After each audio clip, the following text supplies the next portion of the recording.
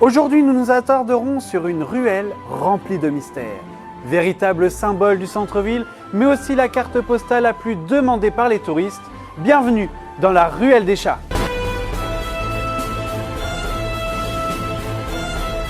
Ces maisons en lambris qui se touchent abritent bien des secrets.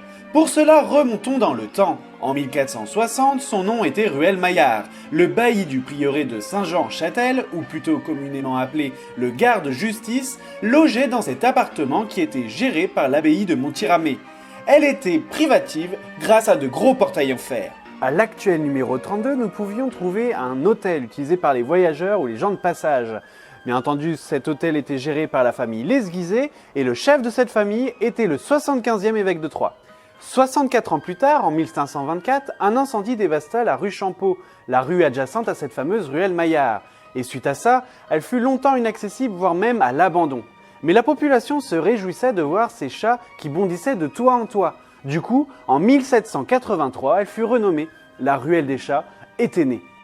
Des poutres furent ajoutées pour solidifier les bâtisses qui s'affaissaient de jour en jour.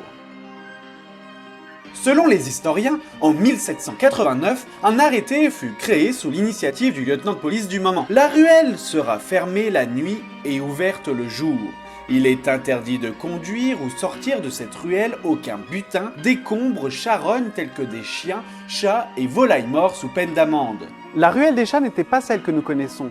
Elle était malfamée. La prostitution était de mise. C'est vrai, c'était à l'abri des regards. Pendant la guerre, une clinique juvénile a dû être construite contre l'avis de la population qui voyait sa ruelle totalement défigurée. Mais heureusement pour eux, après la guerre, elle fut totalement détruite, laissant le charme d'antan que nous connaissons actuellement. Vous ne le savez peut-être pas, mais la ruelle des chats a failli être détruite dans les années 60. La municipalité, voulant moderniser le centre-ville, accepta la construction d'un gratte-ciel qui marqua la fin des maisons en pan de bois dans la ruelle. Mais par force de persuasion et surtout dans la multiplication du danger du patrimoine en France, André Malraux, ministre de la Culture mais aussi auteur, d'ailleurs il écrivit La Grande Pitié des Monuments de France, et c'est grâce à lui, à la ruelle des chats, mais aussi à d'autres monuments, que nous avons pu avoir la loi Malraux, qui protège maintenant notre patrimoine. Comme nous venons de le voir, l'aube regorge d'anecdotes passionnantes.